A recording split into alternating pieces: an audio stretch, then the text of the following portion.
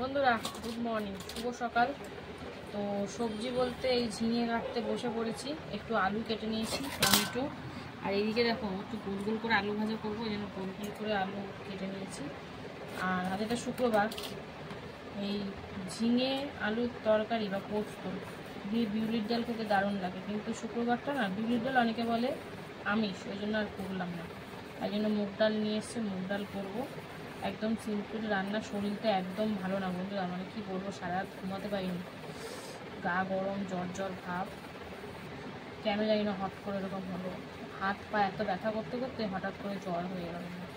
তো যাই হোক, ব্যথা চলে জ্বর চলে এসছে। তাও সকালবেলা এত গরম লাগছিল, মানে জ্বরটা ছাড়ছিল মনে হয়, তাই বললাম ঝিঙে এত বড় বড়, দেখো এইদিকে কি অবস্থা, ছিড়িয়ে তার দিয়ে মানে অর্ধেকটা ভালো ছিল।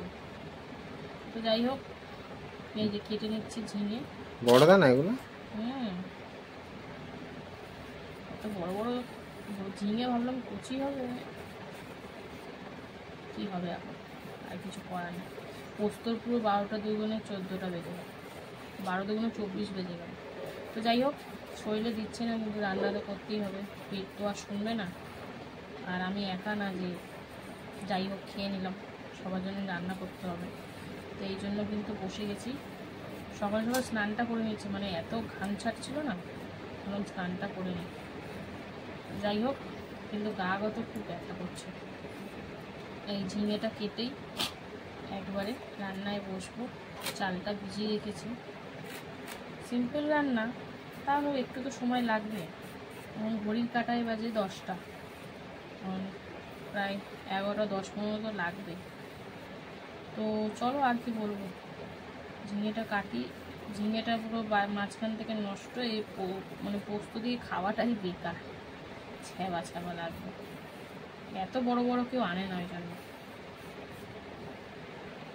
বড় নিয়ে এসছে, এবং ইসের মতন ডাটা নিয়ে এসছে, এত বড় বড়, ছ্যাবড়া ছ্যাবড়া না হলেই হলো। তো চলো, কি বলবো আর, ঝিঙেটা কেটে কুটে একবারে সরাসরি রান্নায় চলে আসছি। সঙ্গে তাকে শরীরটা ভালো না, আর পারছি না কথা বলে। বন্ধুরা রান্না বান্না বসিয়ে দিলাম, তো প্রেসারে বসিয়েছি মুগ ডাল সিদ্ধ করতে, আর এদিকে কিন্তু ভাত বসালাম, এখনো জলও গরমও হয়নি। তো চলো, মুগ ডালটা কাঁচা লঙ্কা দিয়ে শুধু সিদ্ধ করে নিই, তারপরে কি করে, আমি তো অন্য সময় মুগ ডাল ভেজে করি, কিন্তু এখন লাগাতার সপ্তাহ ধরে মানে কাঁচাই করছি, কাঁচা করলে গ্যাসটা কম হয়, ওই জন্যই। তো চলো এটা হোক, তারপরে আসছি।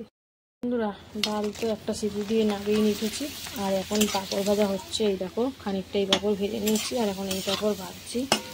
ভাতও ফুটে গেছে, এখন বন্ধ করে নামিয়ে রাখবো। তো চলো পাঁপড়গুলো আপাতত ভেজে নিই, তারপরে আবার আসছি। এই দেখো, পাঁপড় ভেজে কিন্তু এখন আমি আলু ভাজা বসিয়ে দিলাম, গোল গোল করে, মানে চাকচাক করে। এই চাকচাক করে আলু ভাজা খেতে কিন্তু দারুণ লাগে। তো একদম গ্যাসের ফ্লেমটা কমিয়ে রেখেছি, তাহলে বেশ সুন্দর সিদ্ধও হবে আর পুড়বেও না। তো এই যে উল্টে পাল্টে এখন বেশ লাল লাল করে ভেজে নেবো, এই পিটো পিট করে। তো এইদিকে তো আলু ভাজা হচ্ছেই, তো ওইদিকে কি করছি তোমাদের দেখাচ্ছি। চলো, উল্টে দিয়েছি, সব কটা ভাজা হোক।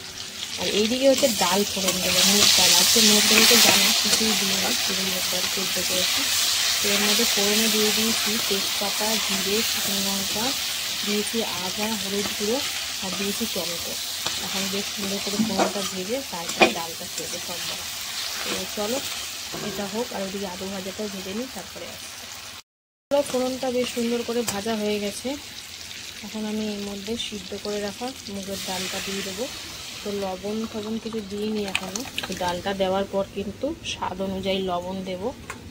তো মুগ ডাল তো খুব বেশি পাতলা করব না, একটু গাঢ় গাঢ়ই করবো। তো চলো, লবণ আর সামান্য একটু চিনি দিয়ে ডালটা ফুটিয়ে নিই, তারপরে আবার আসছি।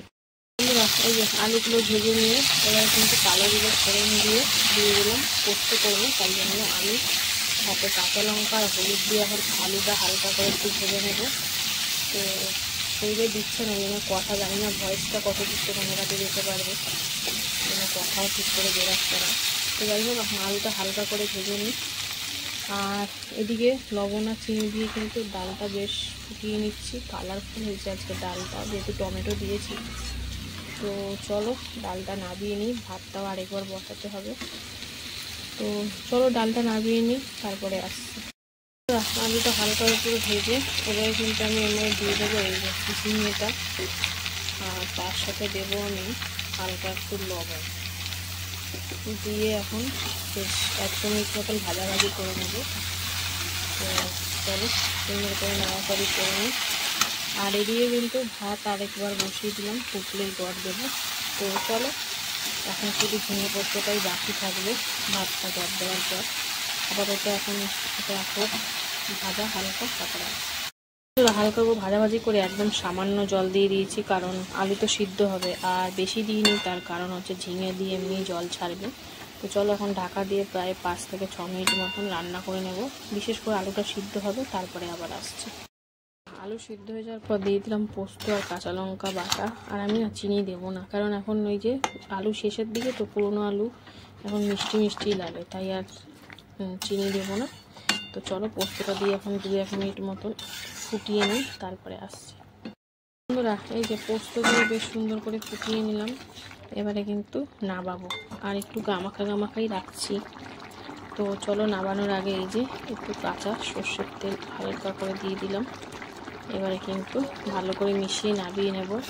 তো আজকের একদম শরীর খারাপ নিয়ে সিম্পল রান্নাই করলাম। কেমন লাগলো আজকের রান্না অবশ্যই কমেন্টে জানিও, আর ভালো লাগলে পাশে থেকো। তো চলো দেখা হচ্ছে আবার দুপুরে খাবার ভিডিওতে।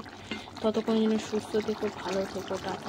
হ্যালো বন্ধুরা, শুভ দুপুর। তো প্রতিদিনকার ন্যায় দুপুরের খাবার নিয়ে এসে পড়েছি। তো আজকে তো শুক্রবার, আর শরীরটা একদমই ভালো না, খেতে ইচ্ছা করছিল না, তাও ওষুধ খেতে হবে বলে অল্প করে খেলাম। তো যাই হোক চলো মেনুতে যে কী আছে বলে দিই। ভাত রয়েছে লেবু, ঝিঙে পোস্ত, আলু ভাজা, ডাল আর পাঁপড় ভাজা। তো একদম সিম্পল খাবার। আর ভাতের পরিমাণটা দেখতেই পাচ্ছ, একদম অল্প করেই নিয়েছি। খেতে একদম ইচ্ছা করছে না, জ্বর সর্দি মুখে ভালো লাগে না। তো যাই হোক চলো খেতে তো হবেই। এবার একটু ডাল ঢেলে নিলাম, আর ঢেলে নিয়ে কিন্তু আমি এর মধ্যে একটু লেবু চিপে নিলাম। এবার ডাল দিয়ে, মুগের ডাল করেছিলাম আজকে, ডাল দিয়ে মেখে আলু ভাজা দিয়ে বেশ ভালো লাগে খেতে। আর সাথে পাঁপড় ভাজাও আছে। আর এইদিকে করেছিলাম ঝিঙে আলু পোস্ত, সেটা দিয়েও কিন্তু খাচ্ছি। পোস্ত দিয়ে কিন্তু বিউলির ডাল দারুণ লাগে, কিন্তু আজ শুক্রবার বলে বিউলির ডালটা আর করলাম না। তো বেশ ভালোই লাগছে, খেতে ইচ্ছা করছে না, তাও কোনো রকমে খাচ্ছি। তো বেশ সুন্দর পোস্ত দিয়ে। তো চলো একটু পোস্ত নিলাম, একটু আলু ভাজা, একটু পাঁপড় ভাজা দিয়ে সব কিছু দিয়ে খাবার মজাটাই কিন্তু আলাদা। তো চলো সব কিছু দিয়ে এবার মুখের মধ্যে পুরে দিই। ঝিঙে পোস্তটা খুব বেশি ঝাল আর তেল আছে কিছুই দিইনি, একদম সিম্পলভাবে করেছি, তোমরা দেখতেই পেয়েছো হয়তো আগের ভিডিওতে। তো ভিডিওটা কেমন লাগলো অবশ্যই জানিও। আর আমার ভিডিও যদি তোমাদের ভালো লাগে অবশ্যই like, comment, share and follow করে পাশে থেকো। তো চলো এখনের মতন টাটা, আবার চলে আসবো নেক্সট কোনো ভিডিও নিয়ে।